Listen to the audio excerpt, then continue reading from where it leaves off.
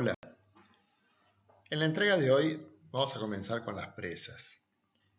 Vamos a ver en primer lugar algunos conceptos generales para pasar a diversas clasificaciones que podemos hacer de las presas y en tercer lugar vamos a ver los esfuerzos que actúan sobre las presas.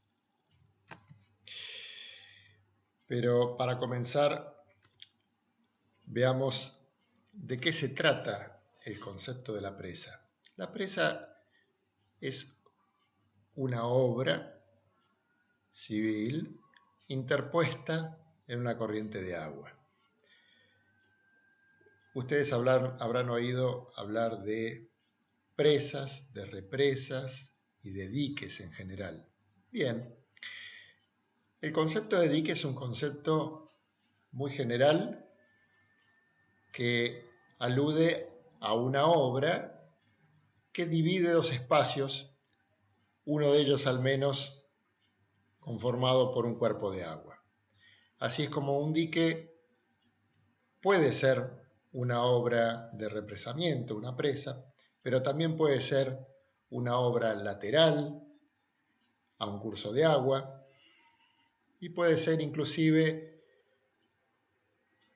una obra que establezca recintos de distinta categoría respecto del agua dentro de las obras portuarias. Bien, entonces el dique será un concepto general. Con el término de dique por lo general se habla de cualquier tipo de estas obras que he mencionado, y la presa más concretamente es la obra que se interpone en la corriente a los efectos de represar, de embalsar, es decir, a los efectos de lograr los objetivos previstos por esta obra. En primer lugar, podemos hablar de almacenar agua. Almacenar agua para garantizar la disponibilidad de la misma en tiempos en que la demanda puede superar a la oferta, es decir, al aporte de nuestro curso de agua.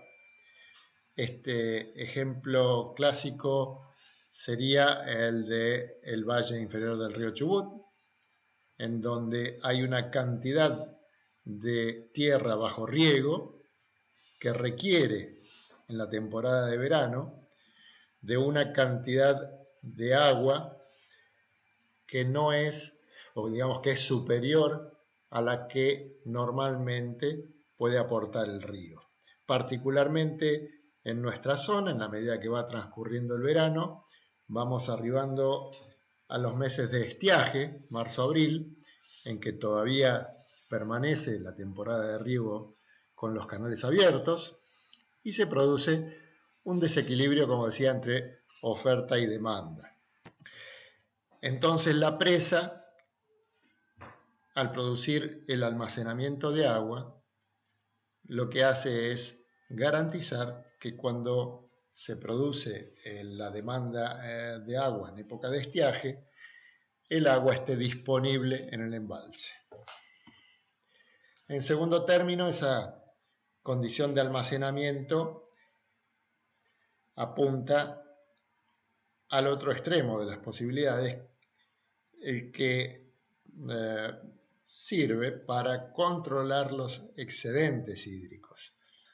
Así como el embalse nos puede permitir proveer de agua en épocas en que normalmente no hay, también el embalse nos puede permitir guardar agua para evitar que aportes de magnitud muy grande inunden las tierras y las poblaciones ubicadas aguas abajo de la presa.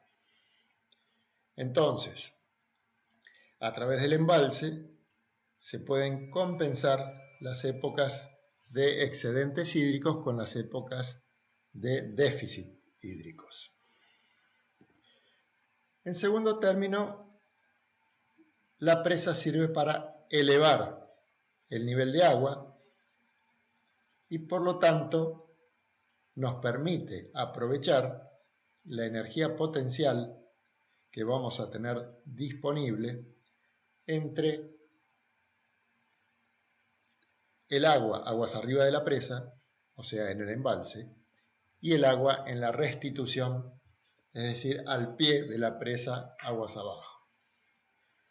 Esa diferencia de altura, multiplicada por los caudales erogados por la presa, nos permitirá generar energía, que es uno de los usos más difundidos y más importantes de las presas. Entre los aspectos positivos de la construcción de presas, podemos destacar varios. Entre ellos, podemos partir del desarrollo científico y tecnológico derivado de las múltiples disciplinas involucradas. En efecto, a lo largo del desarrollo de las presas en la historia de la humanidad conocida, se han producido desarrollos muy importantes que no solo han permitido contribuir al conocimiento del comportamiento de las presas, sino de muchas otras estructuras y de muchas otras disciplinas. También entre los aspectos positivos tenemos precisamente los aspectos económicos y sociales, que son los que normalmente dan origen a los proyectos y la construcción de las presas. De acuerdo a los usos, las presas sirven para producir determinados efectos positivos, determinados beneficios, que en general son determinantes de un gran valor político de la construcción de las presas. Entre esos usos podemos destacar precisamente dos que nombré hace momentos, como el uso agrícola, es decir, el uso de las presas para asegurar el agua para riego y por lo tanto los beneficios de la actividad agrícola, o también el uso para la producción de energía eléctrica a través de la central hidroeléctrica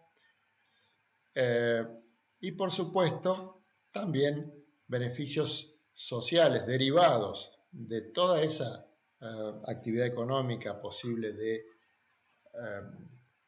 desarrollar a través de las presas, sino también del control de crecidas e inundaciones y otros aspectos que, hemos visto en aprovechamientos hidráulicos más puntualmente.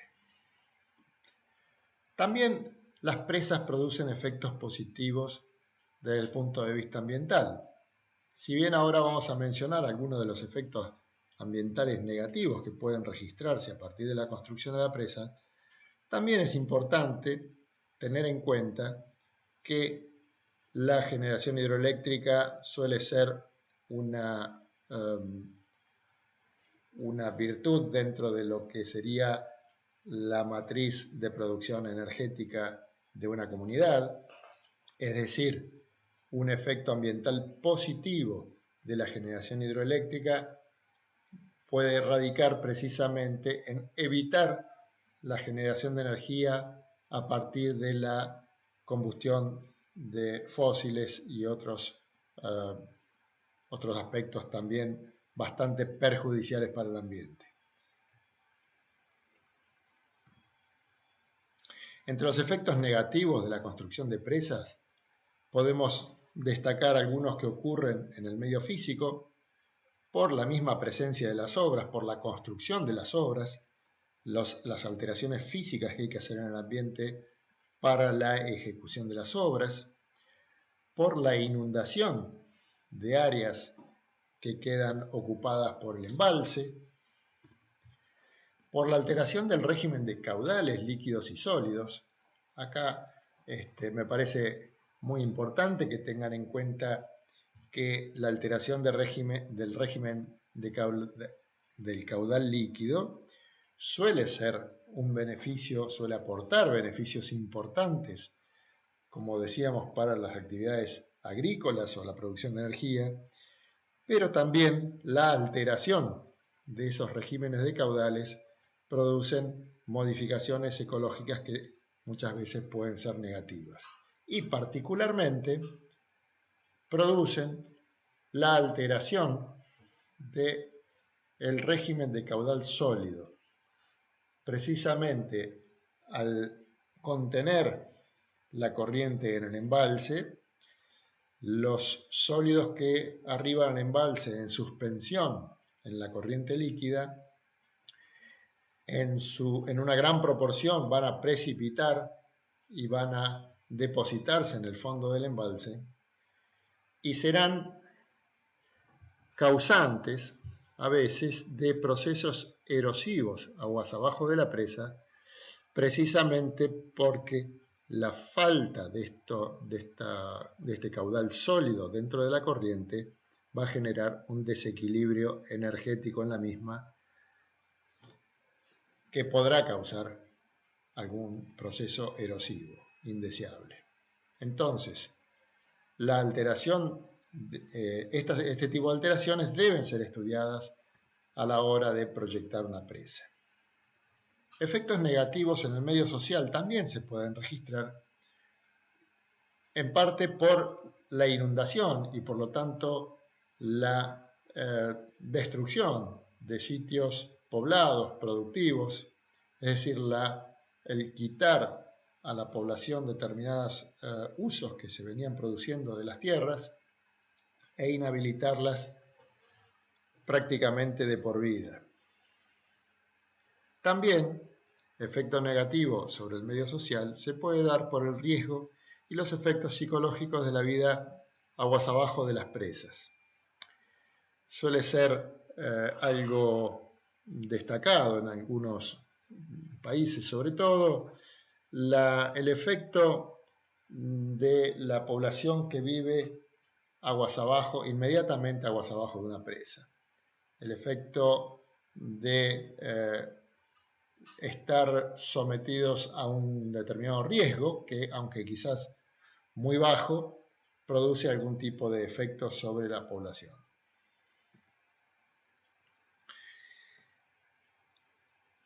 Al producir proyectos de presas, los conceptos de seguridad aparecen inevitablemente precisamente por el gran daño que puede producir la rotura de una estructura de semejante magnitud. Normalmente es precisamente la magnitud de la obra la que define el nivel de riesgo al que se ve sometido la cuenca, la población y los bienes que están ubicados aguas abajo de la presa. El grado de seguridad que va a ser aceptable precisamente para el proyecto y la construcción de la presa tiene que ver con el límite del riesgo que la población y las comunidades aguas abajo van a estar aceptando como máximo posible. Entonces,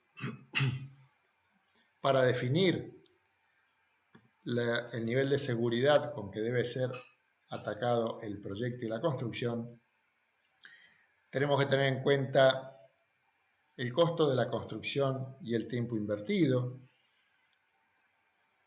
Tenemos que tener en cuenta los efectos económicos y sociales, los beneficios esperados, el lucro cesante que podría ser derivado del fracaso de un proyecto,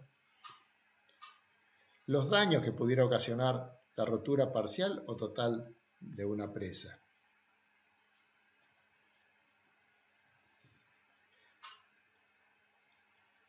Uno de los problemas que se está atendiendo cada vez con mayor importancia es el relacionado con el envejecimiento de las presas y precisamente en su relación con la seguridad de las mismas. El hecho de que existan presas que tienen cientos de años de construidas y algunas de ellas miles de años de construidas, plantea problemas tales como la caducidad de los métodos de proyecto y construcción empleados. Vamos a ir viendo en nuestros próximos encuentros que los métodos con que hoy se proyectan y se construyen las presas son prácticamente desarrollados en el último siglo y por lo tanto, si hablamos de presas que tienen unos cuantos siglos de edad, es posible que los métodos que se utilizaron para el proyecto y la construcción hoy estén caducos, estén definitivamente considerados inservibles, inseguros, y por lo tanto debamos proceder a una revisión.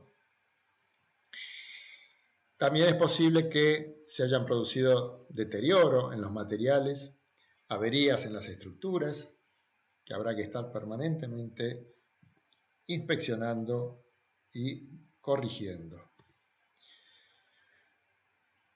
Es posible también que a partir de la existencia de las presas se haya producido un proceso de deterioro e invasión del cauce de aguas abajo. Sobre esto tenemos el caso ejemplo típico de nuestro valle inferior del río Chubut, sobre el que nos hemos referido varias veces, sobre todo en nuestro curso de aprovechamientos hidráulicos.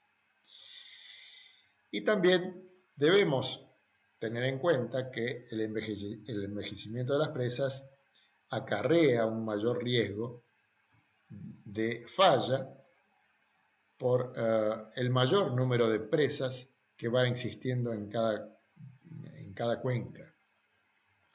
Es decir, a medida que va pasando el tiempo, vamos registrando en cada una de las cuencas en que se desarrollan este tipo de obras, la existencia de obras cada vez más viejas y además de mayor número de obras. Con lo cual, la rotura podría llegar a presentarse de tal forma de que la rotura de una presa pueda enfrentar directamente o desencadenar la rotura de otras.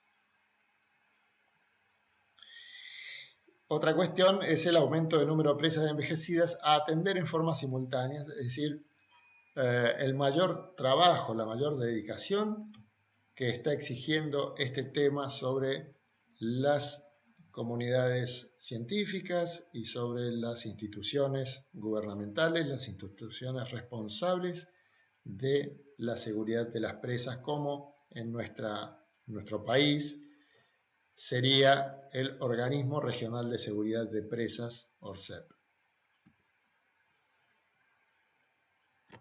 Es precisamente el ORSEP, el Organismo Regional de Seguridad de Presas, el organismo estatal que en nuestro país tiene a su cargo la existencia de procedimientos y rutinas de control sobre todas las presas existentes.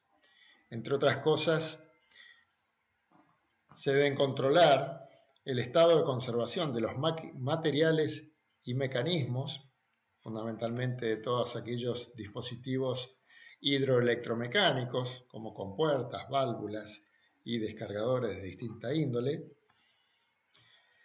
Se deben controlar las presiones intersticiales en las presas, tanto en las presas de materiales sueltos como en las presas de hormigón y fundamentalmente en la cimentación de las mismas. Las presiones intersticiales son un factor de control fundamental porque de ellas depende en gran medida la estabilidad y la integridad de la presa. También se deben controlar las filtraciones a través de la presa y los cimientos. Entre otros aspectos, las rutinas de control también deben atender las deformaciones y corrimientos de las presas y del terreno circundante a lo largo del tiempo, tanto para las condiciones de embalse lleno como de embalse vacío, para invierno, para verano, debe estar seguida permanentemente el comportamiento de la estructura.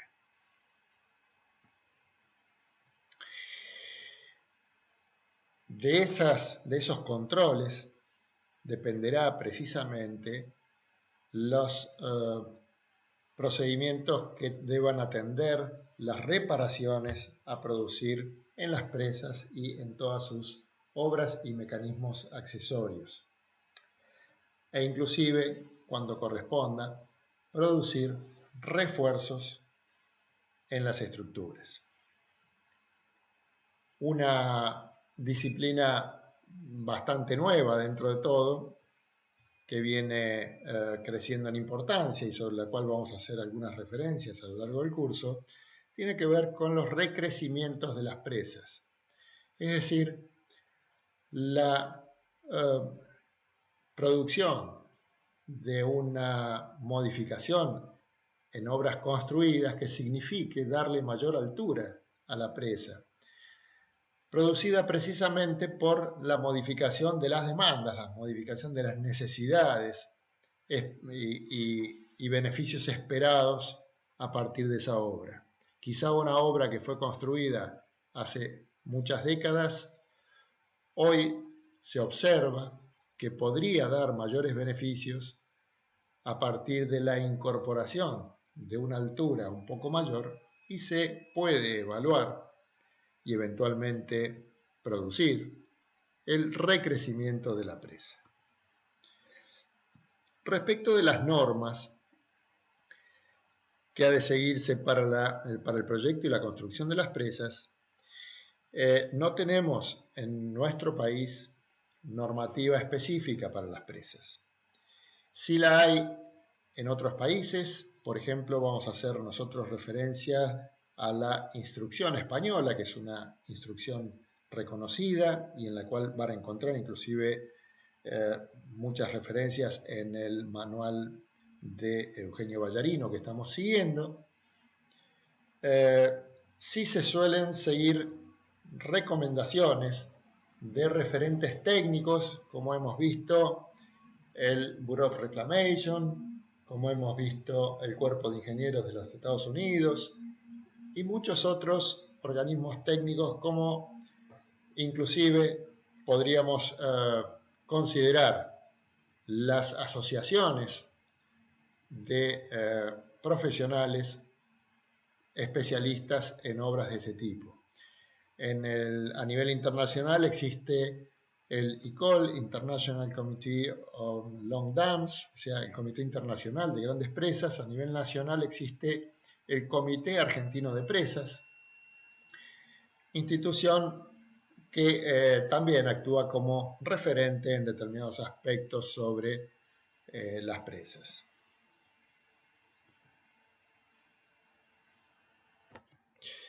Vamos a ver ahora algunas clasificaciones relativas a las presas. En primer lugar, digamos que para cumplir la misión de almacenar y de elevar el agua, las presas deben resistir el empuje del agua. Aspecto fundamental, ya vamos a ver inclusive que estamos hablando de estructuras que deben resistir cargas sumamente importantes, decenas de veces más grandes que cualquier otro tipo de estructura de la ingeniería. Y también las presas deben evacuar los caudales excedentes, es decir, deben estar en condiciones de producir el alivio de excedentes tal cual estuvimos analizando en los encuentros anteriores.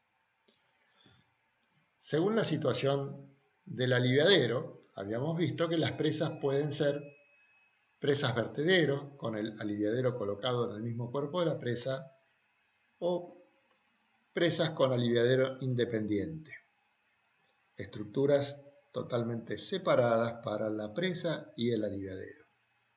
Según la forma de resistir el empuje hidrostático, las presas pueden ser de gravedad, que se refiere a aquellas que logran estabilidad a partir de su propio peso. De estas presas de gravedad podemos encontrar presas macizas, presas aligeradas, que pueden ser de contrafuertes o de pantalla plana. Y también podemos encontrar presas arco o bóvedas, cuya estructura recibe los empujes del agua para transmitirlos a la cimentación, es decir, a todo el macizo lateral e inferior que va a contener la obra, y en cuyo caso la estructura no resiste por su propio peso, sino que es una estructura mucho más esbelta, lo necesario precisamente para constituir el efecto de arco y descargar hacia la cimentación. Estas presas arco o bóveda pueden ser de simple curvatura o de doble curvatura.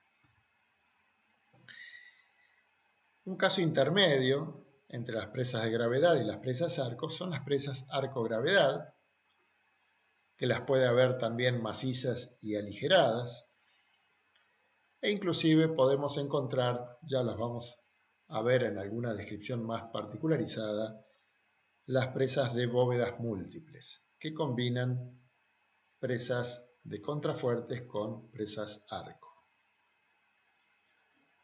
Según el material empleado, las presas pueden ser lo que se denomina de fábrica en donde el hormigón es el material preponderante, prácticamente excluyente a esta altura de la historia. Vamos a encontrar algunas viejas presas de mampostería, las hay realmente muy pocas. Por otro lado, vamos a ver la existencia de presas de materiales sueltos. De materiales sueltos que su nombre hace referencia a la inexistencia de un ligante artificial y que abarca las presas de escollera y las presas de tierra. Prácticamente en estos dos grupos de presas tenemos la gran mayoría, casi la totalidad de las presas, aunque en muy pequeñas presas podríamos estar hallando y decidiendo, inclusive en algún proyecto, algunos otros materiales, como pueden ser los gaviones y otros elementos de menor entidad. Pero, ya digo, acotados a muy pequeñas presas. En el caso de las presas de materiales sueltos, decía que podemos tener presas de escollera, que hace referencia a una presa que está compuesta por enrocados, y presas de tierra. En cuanto a las presas de tierra, estas pueden ser homogéneas, que dan lugar a aquellos casos en que el cuerpo de la presa es prácticamente compuesto por un solo material, y a presas heterogéneas en donde suele diferenciarse sectores de la presa que actúan como la barrera hidráulica, como la zona más impermeable de la presa, y zonas de la presa que tienen una finalidad más estructural para darle estabilidad al conjunto. También completa el espectro las presas con pantalla o diafragma, es decir, aquellas presas que no cuentan con un cuerpo de suficiente impermeabilidad o suficientemente baja permeabilidad y que pueden estar complementadas con una pantalla impermeable colocada sobre el paramento de aguas arriba, en contacto con el agua, o con un diafragma, es decir, un elemento interior al cuerpo de la presa que constituye la barrera hidráulica de la misma. Pasando a nuestro tercer tema del encuentro, vamos a hablar de las fuerzas actuantes sobre las presas. En primer lugar, tenemos el peso propio de la estructura. Luego tenemos el empuje hidrostático, producido por el agua embalsada. Y en tercer lugar, la presión intersticial o subpresión. Estos tres suelen ser los esfuerzos fundamentales, o las solicitaciones fundamentales que determinan esfuerzos en las presas, y son complementadas por otras como los efectos térmicos y de fraguado, las cargas producidas por los sismos, el empuje de los sedimentos que se van acumulando en el embalse, el oleaje, el empuje del hielo. Muy bien, vamos a comenzar entonces con el peso propio. El peso propio es la fuerza pasiva, fundamental y permanente que actúa sobre la presa. Fuerza pasiva precisamente porque es propia del cuerpo de la presa, que actúa a favor de su estabilidad. Es fundamental precisamente porque en las presas de gravedad constituye el elemento que provee la estabilidad, y permanente porque no es modificado a lo largo del tiempo. Una particularidad muy interesante del peso propio es que queda bien definido en el proyecto. El peso propio depende de la forma y dimensiones de la presa, es decir, de la geometría de la presa, que queda definida en el proyecto con la sola posibilidad de ajuste de la profundidad de la cimentación. Por supuesto, hay que tenerlo en cuenta. Cuando se proyecta la presa, se proyecta con determinado nivel de estudios geotécnicos y geológicos que finalmente son corroborados o complementados a la hora de comenzar la construcción. En esa instancia en que se abre la fundación, se abre el terreno buscando la cota de fundación y se conoce efectivamente sobre qué se va a fundar. Suele ocurrir que en esta etapa, que es la etapa de proyecto de detalle de las obras, se producen algunos ajustes en el diseño de la cimentación, precisamente de acuerdo a los materiales que se van encontrando y la condición en que estos se presentan. Por lo tanto, el peso propio de la estructura va a ajustarse también en estas ocasiones. El otro elemento que define el peso es el peso específico del material.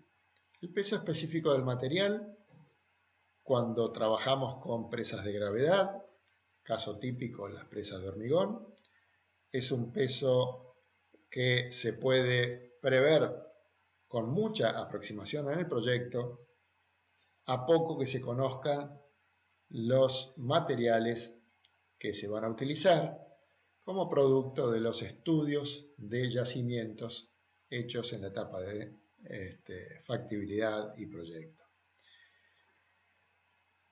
En caso de falta de información sobre los materiales y sus características, la instrucción española, por ejemplo, suele decir que se debe considerar un peso específico de 2,3 toneladas por metro cúbico para el hormigón, valor que normalmente es superado holgadamente, llegando a hormigones de 2,5 y hasta 2,55 toneladas por metro cúbico.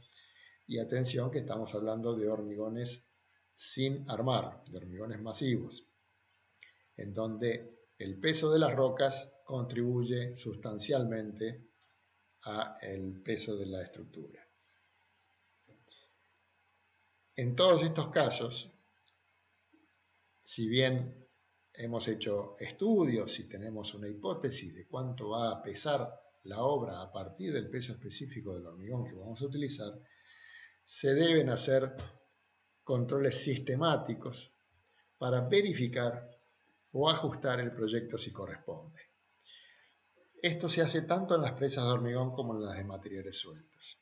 En las de hormigón, porque precisamente el cálculo de la estabilidad va asociado al peso de la estructura, y en las de materiales sueltos no tanto por el peso de la estructura, sino que los controles refieren más al ángulo de fricción y también el peso específico, pero al comportamiento de los taludes que vamos a ver en nuestra última clase del año. Respecto del empuje hidrostático, es la fuerza activa fundamental.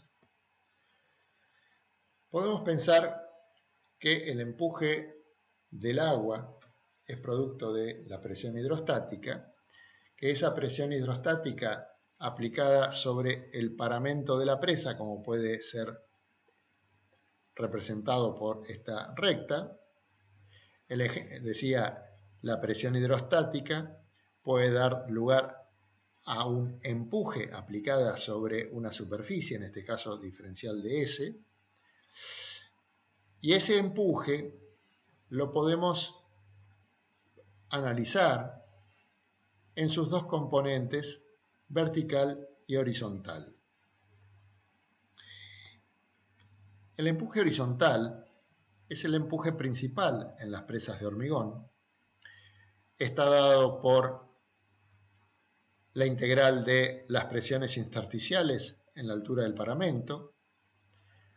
Les anticipo que típicamente para estas estructuras lo que se hace es estudiar una sección de longitud unitaria, es decir, longitud de la presa en el sentido transversal a la pantalla.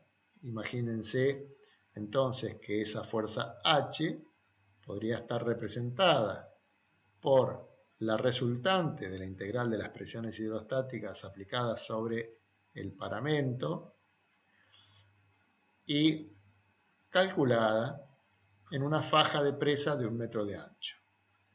Bien, un par de detalles. Por supuesto que la ordenada mayor de la presión hidrostática corresponderá a la profundidad de agua que tengamos ¿en dónde? En el punto más bajo de la cimentación. No confundir, por favor, y no considerar que el empuje del agua va a ser calculado, o puede ser calculado, hasta el encuentro del fondo del embalse con la presa. Porque el hecho de haber producido la excavación y de estar sometida a presión hidrostática todo el material del fondo del embalse, va a hacer que irremediablemente, nos guste o no nos guste, se produzcan presiones intersticiales hasta los máximos valores en todo el paramento, hasta la profundidad de la cimentación. Bien, entonces podremos decir que la integral de las presiones hidrostáticas en el plano vertical que va a estar ofrecido para su aplicación nos va a dar como resultado el valor h cuadrado sobre 2 en una faja de 1 metro de ancho. Respecto del empuje vertical, este empuje es más importante en las presas en que el paramento de aguas arriba, es decir, el paramento en contacto con el agua, es más tendido y por lo tanto el peso del agua sobre la estructura es mayor. Esto se da principalmente en las presas de materiales sueltos. En cualquier caso, igual, el empuje vertical está definido por las condiciones geométricas de la presa. Fíjense que acá sí influye la forma del paramento. Si yo tuviera un paramento curvo, como indica la línea de trazos, la integral de la presión hidrostática a lo largo de esa superficie nos estaría dando un diagrama que sigue precisamente la forma de la línea de trazos. Esto significa que el empuje vertical no es ni más ni menos que el peso del prisma de agua que está ubicado encima del paramento mojado. Si el paramento fuera recto, tendríamos un triángulo, pero si el paramento fuera curvo, tendríamos otra forma. Que no es lo que ocurre con el empuje horizontal, que vale siempre de acuerdo a la profundidad.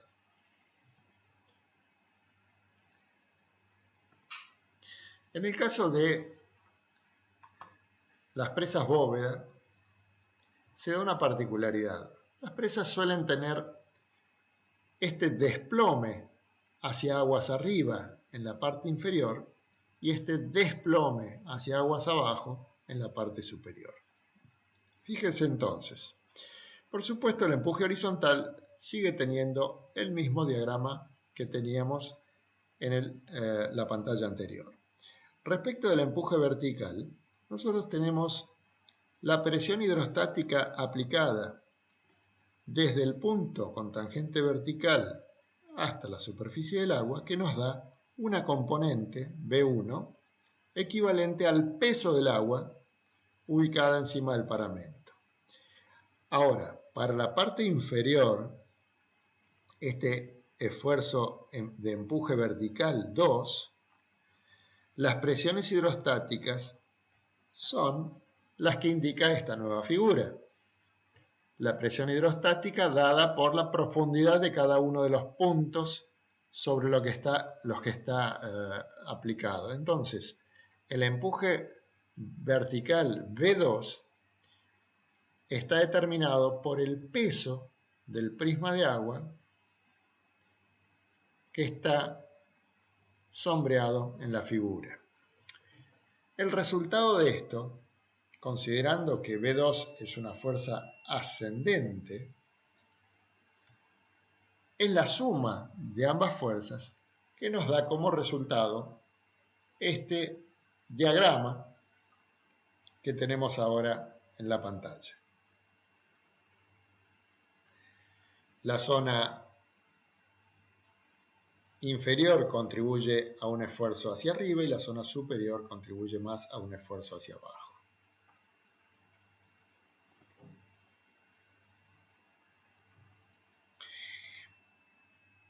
Otra particularidad asociada a esta fuerza fundamental, que es el empuje hidrostático, es el efecto de la variación del mismo según sea el nivel del embalse. Veamos la figura. Tenemos la vista de una presa, del perfil de una presa. Acá tenemos indicado el punto de mayor altura de la presa, con su perfil transversal, y el diagrama de presiones hidrostáticas que estaría dado para el máximo nivel del embalse. Tenemos algo similar para otras dos secciones verticales, ubicadas en sectores de menor altura de la presa. Bien, ¿cuál es la particularidad de esto? Nosotros proyectamos la presa y vamos a asegurar su estabilidad para un máximo nivel de embalse. Ese nos va a definir el empuje horizontal, el empuje vertical, etcétera, etcétera. Bien, si se diera la situación en que el nivel de embalse se sobreeleva por recibir una crecida mayor que la esperada, o por recibir una crecida que, si bien no es mayor que la esperada, encuentra algún inconveniente en el funcionamiento de los aliviaderos, esa sobrelevación del embalse nos va a dar un aumento de la presión hidrostática, que será, imaginemos por ejemplo, para un 10% de aumento de altura del embalse, considerando que el empuje está dado por h² sobre 2, un 10% de altura del embalse nos dará un 21% de incremento del empuje, e inclusive considerando que ese empuje está aplicado al tercio de la altura, nos vamos a encontrar con que el momento producido sobre un punto de la base, como puede ser el pie del paramento de aguas abajo, el momento producido por ese incremento del 10% de la altura de agua y el 21% del empuje, nos va a dar un 32% de incremento del momento volcador de la presa. Bien, esto nos debe poner en alerta, nos puede sugerir la importancia de tener cuidado con los niveles máximos considerados en el estudio de estabilidad. Esa incidencia que decía recién del 21% en el empuje, del 32% en el momento, se incrementa notablemente para secciones de menor altura, porque si para la sección de mayor altura se produce un incremento del 10% de la altura de agua, para una sección de menor altura será un porcentaje considerablemente mayor, y para una sección próxima a los estribos, a los extremos de la presa, podrá ser la diferencia entre no tener presión hidrostática y pasar a tenerla. Por lo tanto, habremos de ser muy cuidadosos con lo que significa esto. Como contrapartida, en caso de registrarse algún inconveniente sobre la presa, por ejemplo, registrarse de repente un mal funcionamiento de los sistemas de drenaje o pérdidas de agua excesivas por algún sector no previsto, también podemos considerar que un descenso del 10% del nivel del embalse nos va a producir un importantísimo descenso del empuje y del momento producido por ese empuje. Fundamentalmente sobre todos los componentes de la presa ubicados en las zonas más bajas, pero también en las zonas más altas de la misma.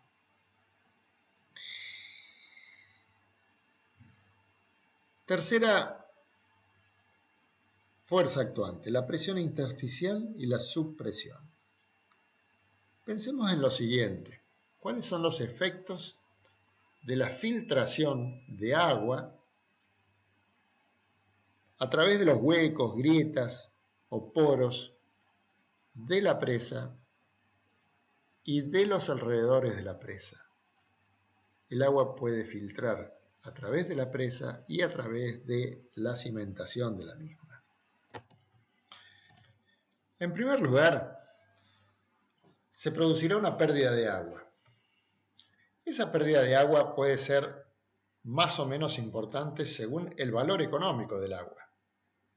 El agua que perdamos por filtración de un embalse podrá ser agua que no pueda ser utilizada para pasar por las turbinas de la central hidroeléctrica y por lo tanto vender energía, o podrá significar también agua que no estará disponible para el riego en temporadas de estiaje.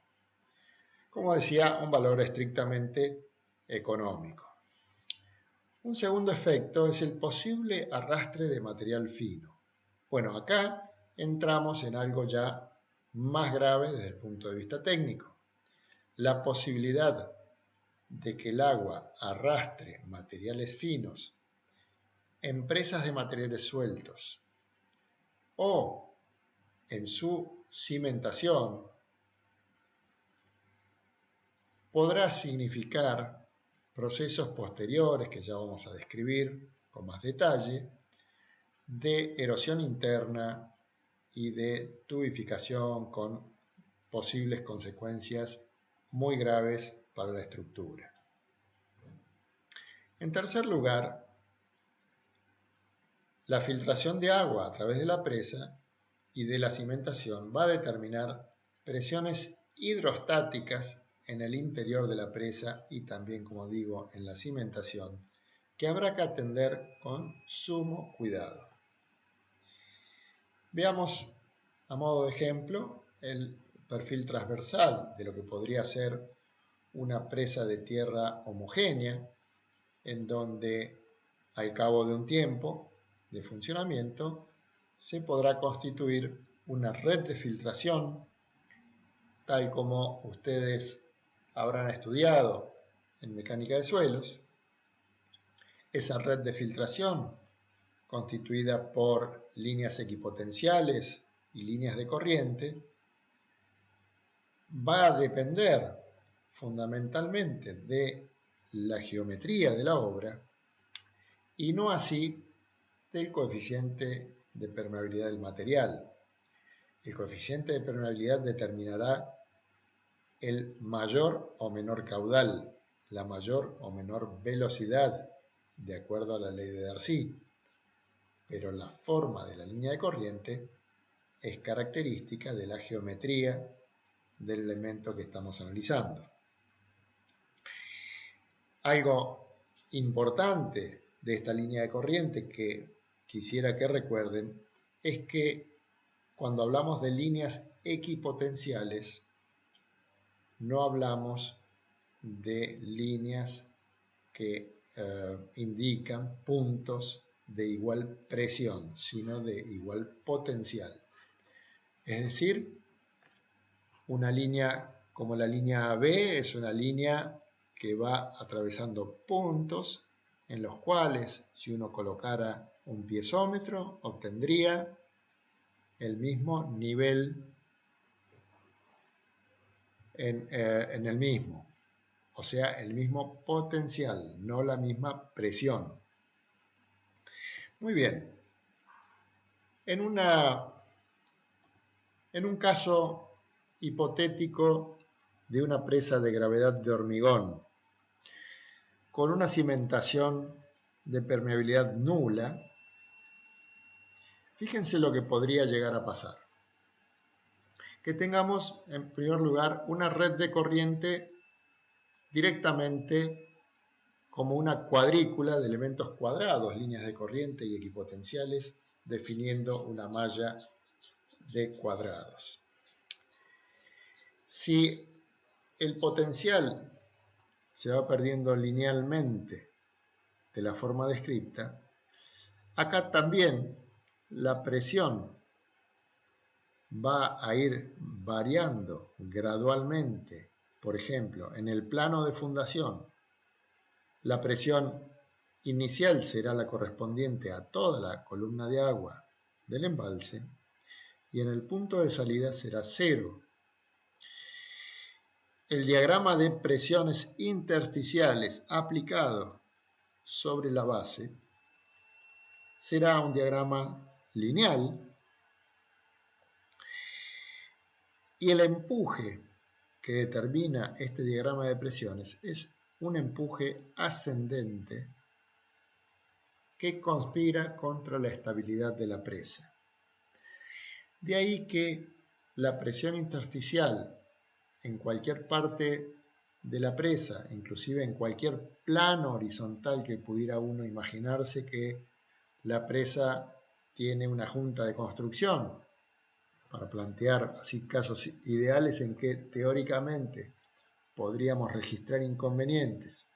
Bien, imaginemos que esta presión intersticial, si aún con un hormigón de permeabilidad muy baja, si el nivel de referencia del agua, o sea, si el nivel del embalse ha estado aplicado una suficiente cantidad de tiempo para que esta red de corriente llegue a constituirse, vamos a tener diagramas triangulares de presión intersticial en cualquier plano horizontal que nos querramos proponer. Bien, si imaginamos este caso en cuanto a la estabilidad de esta estructura, podríamos decir, bueno, acá hay un triángulo aproximadamente con un peso específico 2,5, pesando con su vector de peso propio aplicado al tercio del ancho de la base. Y de abajo hacia arriba tenemos un triángulo en donde tenemos el peso específico 1 del agua aplicado al tercio de la base de abajo hacia arriba.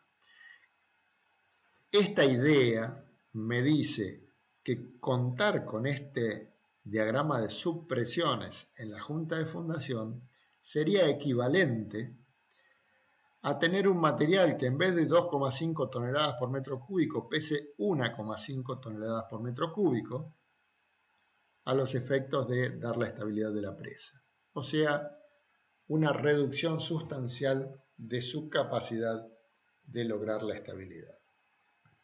Aproximándonos un poquito más a la realidad, veamos que con una fundación de permeabilidad similar a la de la presa, K1 igual K2, se podría constituir una red de corriente como la indicada en la figura,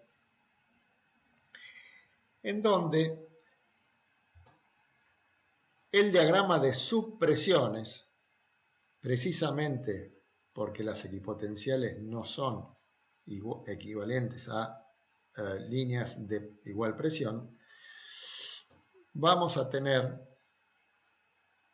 las ordenadas del diagrama de subpresiones de acuerdo a la presión que registra el agua en el punto en donde esa equipotencial toma contacto con la atmósfera. Bien, esto va a significar, para un caso como el de la figura, que el diagrama de subpresiones sea considerablemente más reducido que el diagrama lineal que nos daba la figura de la derecha. Y que por lo tanto el empuje vertical producido por la subpresión originada en la presión intersticial sea considerablemente inferior. Bueno, muy bien, ya vamos a ver entonces que la subpresión es una fuerza sobre la que habrá que trabajar bastante. Para ello se van a diseñar sistemas de drenaje que tiendan a aliviar la magnitud de la subpresión y mejorar las condiciones de estabilidad en las presas de gravedad. Pasando a las cargas que ya no son las más importantes, como les decía, tenemos en primer lugar los efectos térmicos y de fraguado.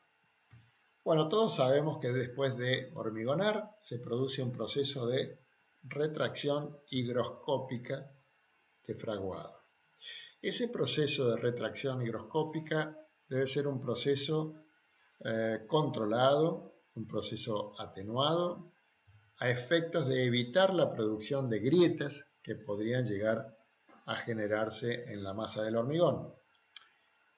El proceso está bastante mejorado naturalmente respecto de otros procesos como la retracción que se puede producir en una losa o en un pavimento, justamente por la masividad que suelen tener las estructuras de las presas. La posibilidad de producir el agrietamiento se ve reducida al asegurar un mayor tiempo de conservación del agua en la masa del hormigón, cosa que por supuesto no nos exime de el trabajo de curado que debemos hacer de buena forma. Si logramos entonces asegurar las buenas condiciones de curado, vamos a tener controlado este fenómeno de retracción higroscópica del fraguado. La otra cuestión tiene que ver con las variaciones térmicas del hormigón. Sabemos que el fraguado es un proceso exotérmico que suele elevar las temperaturas del hormigón considerablemente. En las obras muy masivas, como suelen ser las presas, la posibilidad de disipar ese calor de la masa del hormigón es más complicada que en una estructura esbelta y por lo tanto debemos tomar precauciones especiales. Entonces, tanto durante el fraguado como a lo largo de la vida de la presa, debemos considerar las variaciones térmicas del hormigón y los esfuerzos que esas variaciones pudieran llegar a producir. En primer lugar, a los efectos de reducir los efectos del fraguado, medidas típicas que suelen adoptarse incluyen la utilización de cementos de bajo calor de hidratación, la utilización de aditivos moderadores del proceso de fraguado, el enfriamiento de los áridos y la refrigeración de los bloques de hormigón, llegando en algunos casos a tener verdaderos sistemas de cañerías pasando por dentro de la masa del hormigón en forma de radiadores, digamos, similares a lo que serían los radiadores, para enfriar los bloques del hormigón. Continuando con las variaciones de temperatura, las que pudieran darse a lo largo de la vida útil, podemos distinguir distintas situaciones que tienen que ver con el bajo coeficiente de transmisibilidad térmica del hormigón.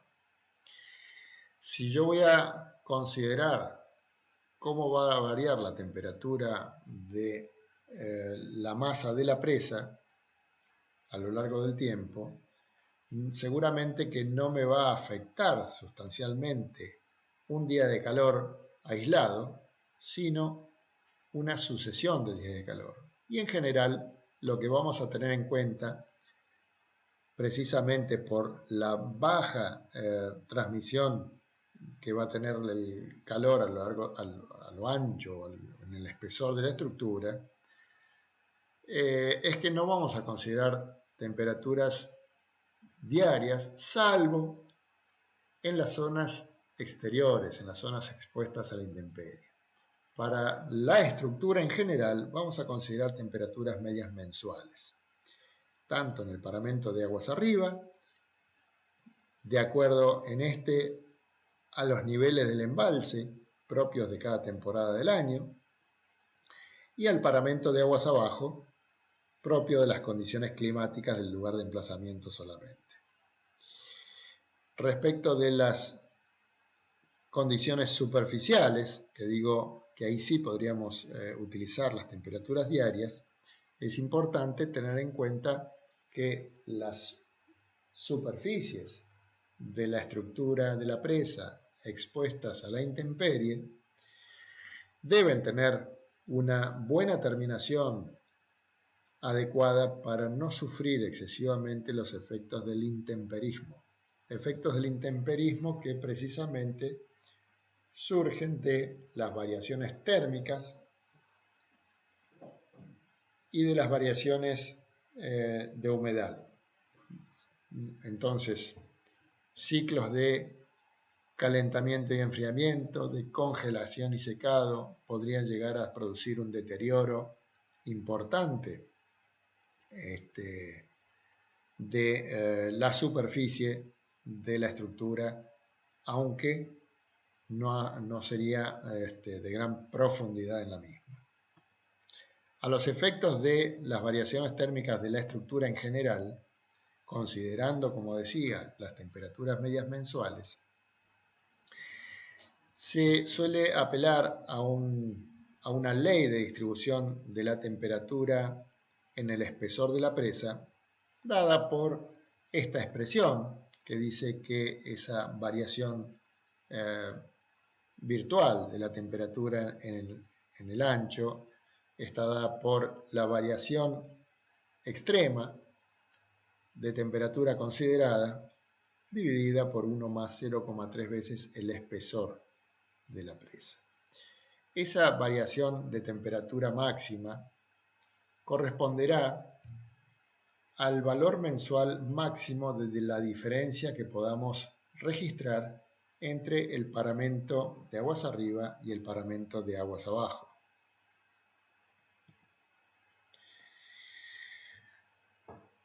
Como complemento, vale la pena aclarar que la mayor afectación que se puede producir respecto de los efectos térmicos en las presas se dará en las presas más esbeltas, o sea, en las presas arco o bóveda. En estas, además, se da una situación particular. Resulta que la presa arco debe transmitir los esfuerzos generados por la presión hidrostática hacia los estribos. Imaginen ustedes un arco horizontal descargando lateralmente hacia los estribos de la presa. Bien, para que esa transmisión de esfuerzos sea posible y sea efectiva, los elementos que constituyen la presa, que se construyen como elementos verticales, deban tener adecuadamente cerradas las juntas.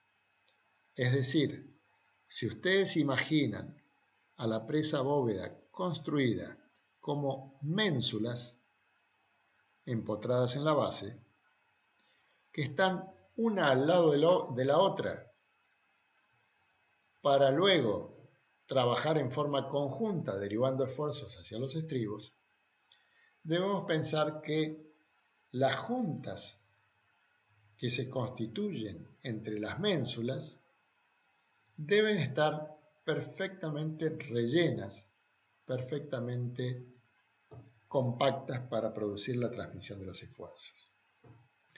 Esas juntas deben ser cerradas adecuadamente y para ello se debe producir el trabajo de cierre de juntas en la época posterior al mes más frío del año. Es decir, en nuestra zona podríamos pensar que el cierre de juntas para una presa arco debiera producirse, por ejemplo, en agosto-septiembre, es decir, un mes después de las temperaturas más frías quizás, porque será el momento en que la contracción del material sea mayor, tengamos la mayor apertura de juntas y podamos producir el máximo relleno de las mismas.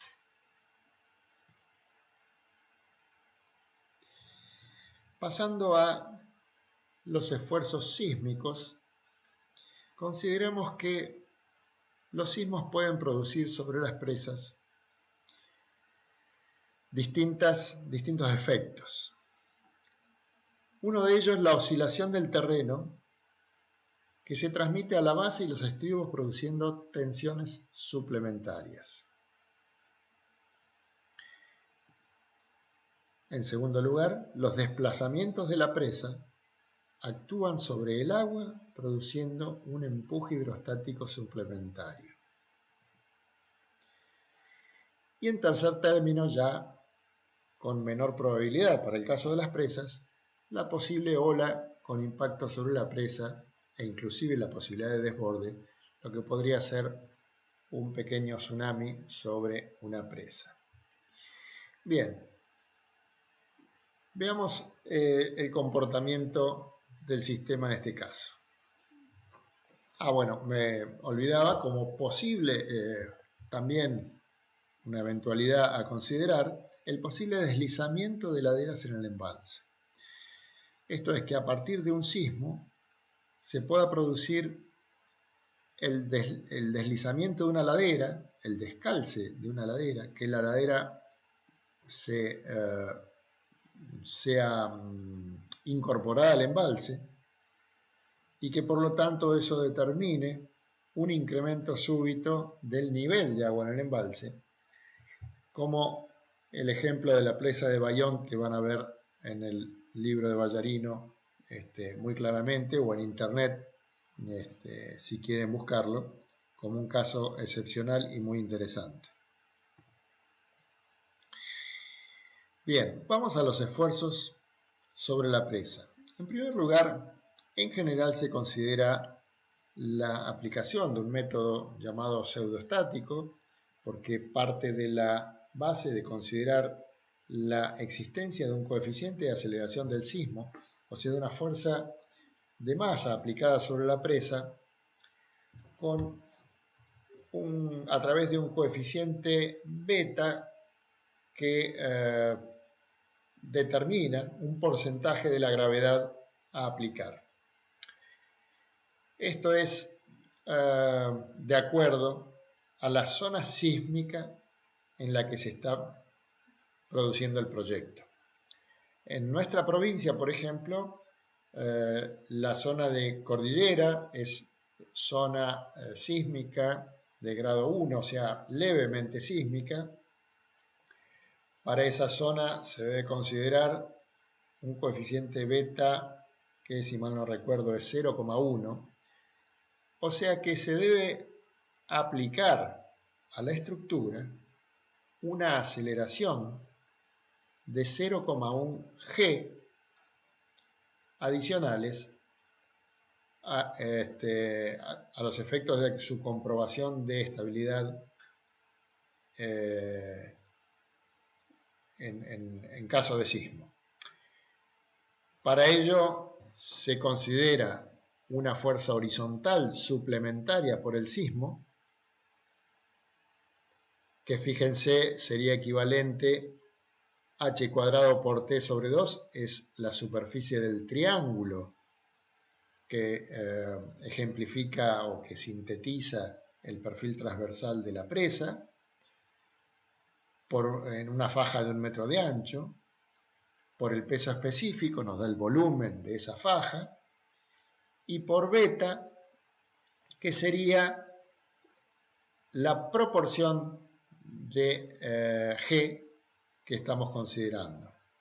O sea, vamos a estar aplicando a la presa una fuerza horizontal equivalente al 10% de su peso en este caso. En el caso del esfuerzo vertical a aplicar, se considera la mitad del horizontal. Por eso verán ese 0,5 aplicado en este caso.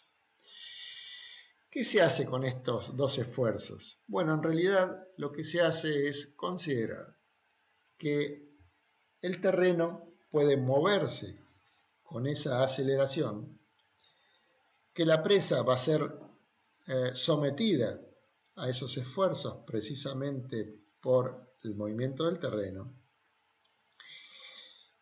y se aplicarán esos esfuerzos hacia un lado o hacia el contrario, de acuerdo a la mayor desventaja, digamos, se aplicará en forma desventajosa a los efectos de la estabilidad para verificar la misma. Por ejemplo, el esfuerzo horizontal aplicado sobre la presa se sumará al empuje producido por la presión hidrostática del agua, sometiendo a la presa a una exigencia mayor que la que tiene solamente con el empuje hidrostático.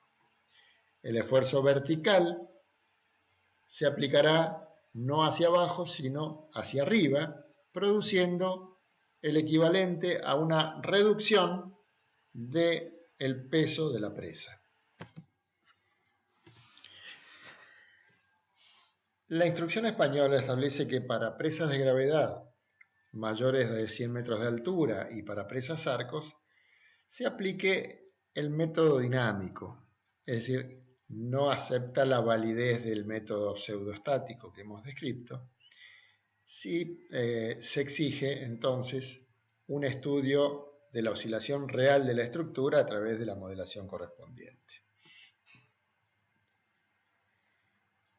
Decía también que el efecto del sismo no se limita al efecto sobre la estructura, sino que una vez que la estructura ha sido sometida a estos desplazamientos por el sismo, la estructura produce un empuje sobre el agua que da lugar a sobrepresiones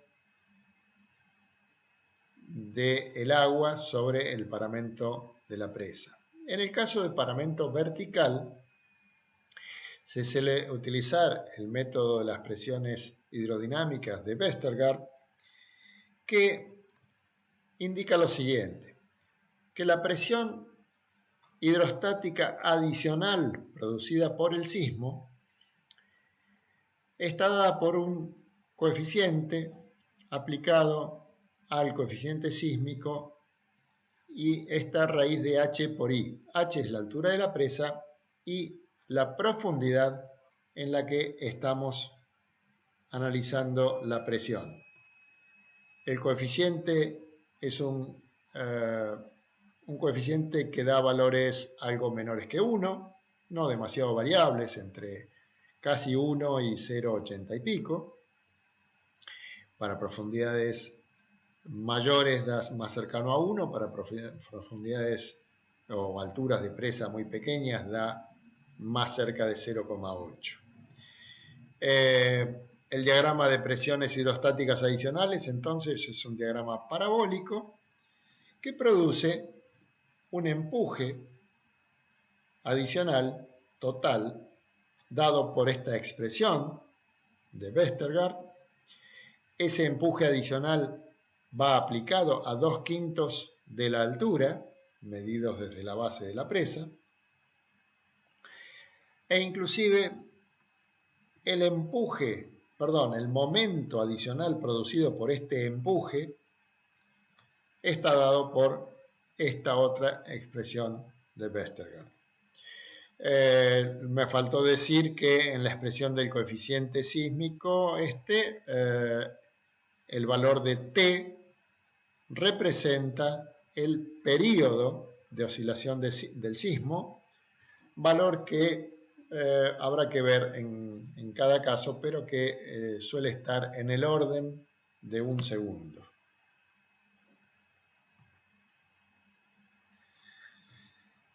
Pasando al empuje de los sedimentos, la idea es considerar el empuje adicional que producen los sedimentos acumulados en el embalse que se van depositando junto a la presa. Para ello podemos considerar la fórmula de Rankine que ustedes ya conocen, en este caso la fórmula correspondiente al empuje activo,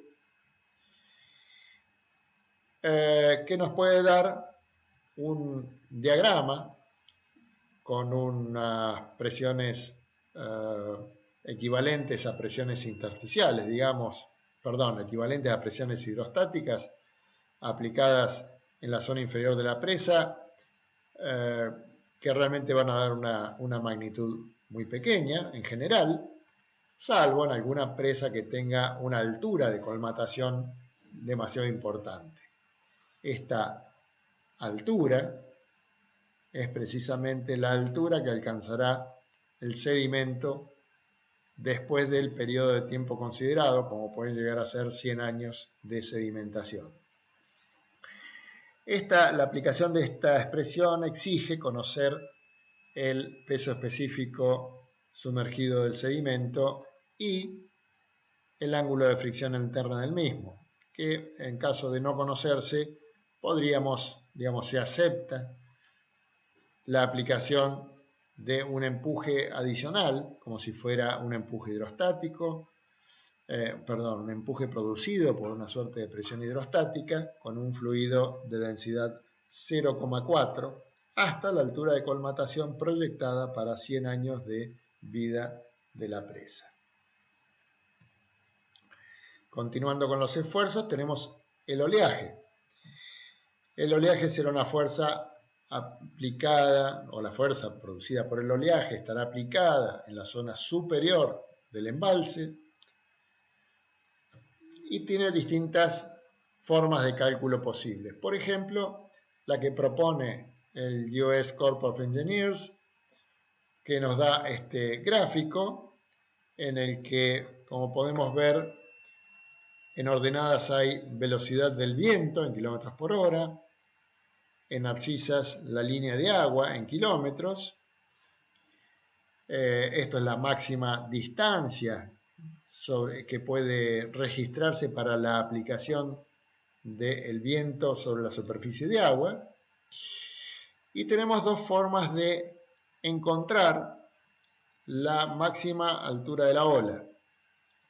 Una es a través de la línea de agua y otra es a través de la duración del viento, para lo cual tenemos curvas que van, fíjense, un cuarto de hora, media hora, tres cuartos, una hora, 2 horas,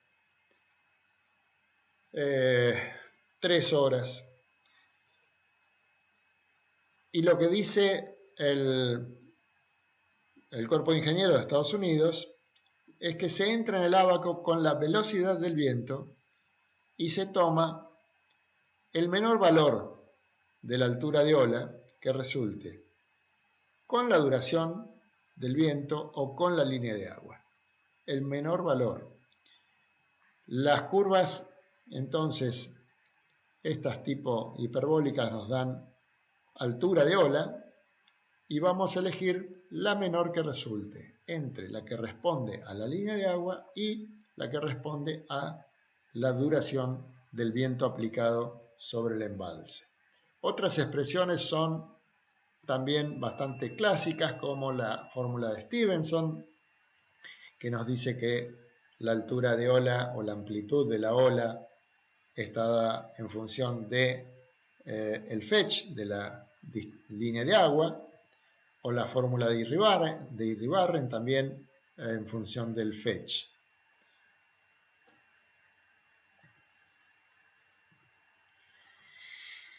¿Cómo es que se aplica el concepto de la altura de la ola o de la amplitud de la ola? Bueno, se aplica a través del diagrama que vemos en la figura, en donde tenemos la amplitud de la ola y tenemos su aplicación sobre un paramento vertical, aplicada con una posición de la ola ubicada 1/3 por debajo del nivel de reposo y 2/3 por encima de este,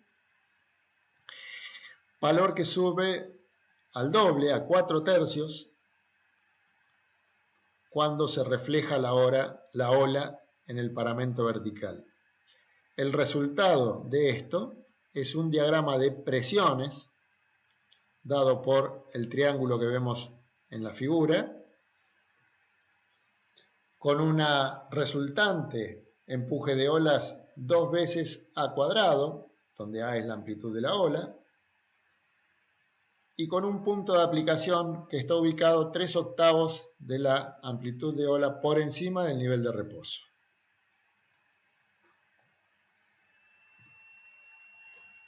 Por último, el empuje del hielo es una solicitación que se puede dar en algunos casos limitada a aquellos en que se vaya a registrar capas de hielo superiores a 20 centímetros de espesor. Si la capa de hielo esperada no alcanza los 20 centímetros de espesor, se considera que esa capa se va a romper antes que lograr producir un empuje real sobre la estructura. La magnitud del empuje producido por el hielo se considera en 10 toneladas por metro cuadrado de actuación real de la capa de hielo en la proyección vertical del área de contacto.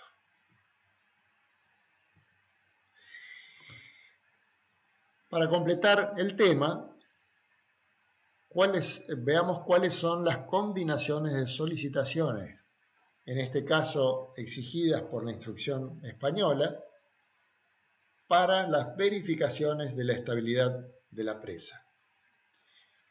En primer lugar, consideradas como combinaciones normales, tendremos las siguientes. Embalse vacío con actuación solo simultánea del peso propio de la estructura y las variaciones de temperatura.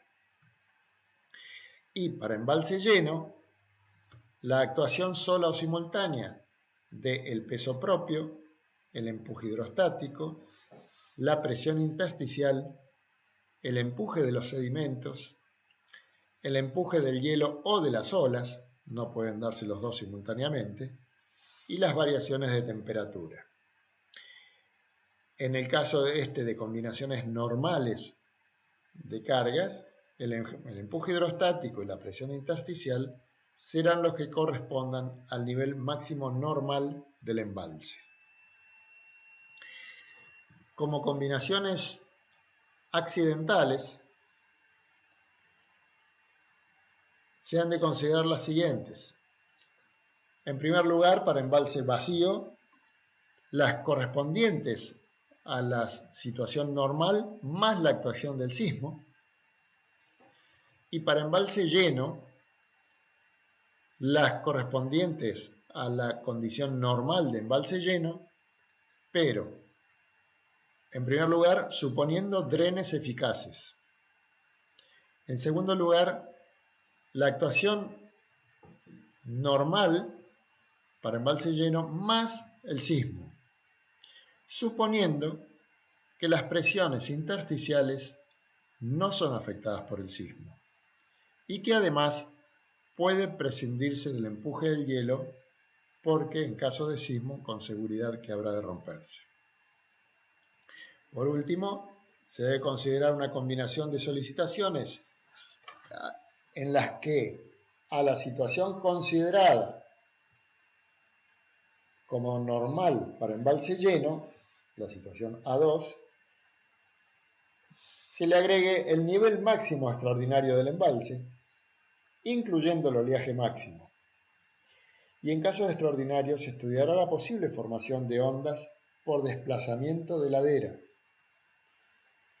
Se prescindirá del empuje del hielo y se supondrá que las presiones intersticiales no vienen afectadas por la sobrelevación del embalse.